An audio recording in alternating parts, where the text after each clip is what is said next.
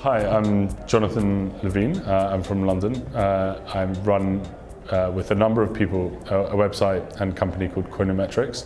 We measure Bitcoin activity, everything from the underlying Bitcoin network and how transactions are propagated across this peer-to-peer network, to the blockchain, which contains all the information about the transactions, to the exchanges, to the mining side of it.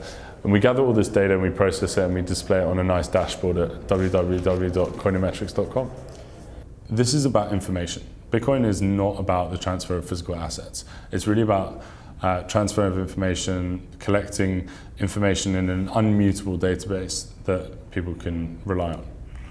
I mean, when any sort of activity happens on the blockchain, it's there for everyone to see and forever. So you can't erase this history. And what CryptoLocker had was they didn't change the address that they were giving out that often. And when they did change it, you can also cluster those addresses when they get spent in transactions together. This is their revenue chart. And you can sum up and you can make certain approximations. It looks like they made roughly $1 million. That's a pretty conservative estimate. They probably made a lot more. But that's how much this guy was able to track. The way that you can track this is that when CryptoLocker lock your hardware, they give you an address to pay. That's a public address. That's kind of like giving out your account number, except everyone has access to the ledger where we can look up that number and say, we can list all the previous transactions that have happened with that address.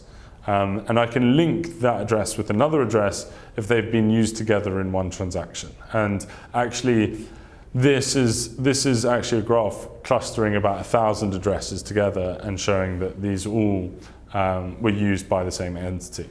$1 million in about 3 months, I would say that's not a bad salary. Can you follow thieves? There was a theft that occurred, which is this green line. And you can see the thief made 2 transactions. He made a 1 Bitcoin transaction to test it out, to see that he actually had access, and then he made a 25,000 Bitcoin transaction. Because that's what they do with credit cards. 2 cents, 3 cents, the same mentality. Yeah, exactly the same mentality. So it looks like there's a link between the thief and the victim through another channel. And that might be useful for us. So this purple dot here is a mining pool. It's a slush mining pool. And the orange dot is someone who was suspected of being the thief. But actually, what you note here is that this line between the thief and the orange dot is actually directed from the orange to the red.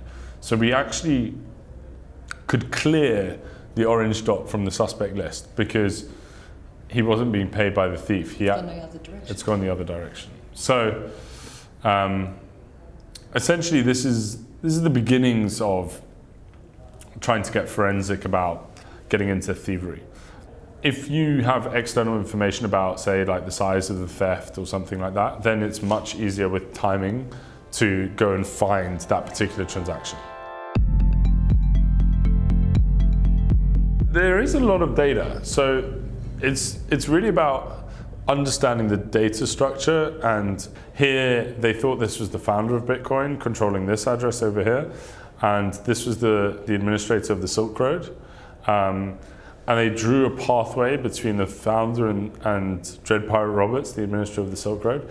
But actually, this address here is publicly known to be controlled by a different entity. So yes, you can use these tools, but you need to be referencing external sources. You need extra data in there to actually make it meaningful. And you can make mistakes, which I've done in the past. This is similar to what we said before, but this is an example of a mixing transaction. This is kind of like money cleansing. Probably not. When I speak about money laundering, this is privacy protection. I don't want to necessarily draw a parallel, but essentially what you're doing is you're making it very hard for someone like me to go in there and say that this transaction is linked to this transaction, is linked to this. You're making lots of pathways that mean that it's very hard to track. If you look here, there's many green dots in one cluster and linked between each other. And what that means is that when two green dots have a connection between them, it means that they're not waiting for any confirmations to spend that previous transaction.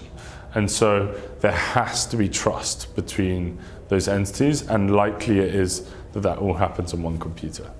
Essentially, if you don't use coin mixers, you are going to expose your entire money holdings without much, without great effort from someone who really wants to know that. So when you go and say, for example, you get part of your salary in Bitcoin, when you go down to the shopping mall and you pay for your goods with Bitcoin and you're using your address with your salary. Okay, so you pay out the change and you only pay the supermarket what you want, but the person who's just received that money can go back to that transaction and say, oh, you earn 50,000 Aussie dollars a year, or whatever it is. And that's not really acceptable for a financial system. So actual anonymity is where you don't have any kind of identities attached. In Bitcoin, you always do. So at the maximum, it can be highly obscured pseudonyms. Yeah, I mean, I love the ability to have private transactions, and I think that Bitcoin wouldn't be where it is today without that, the promise of that.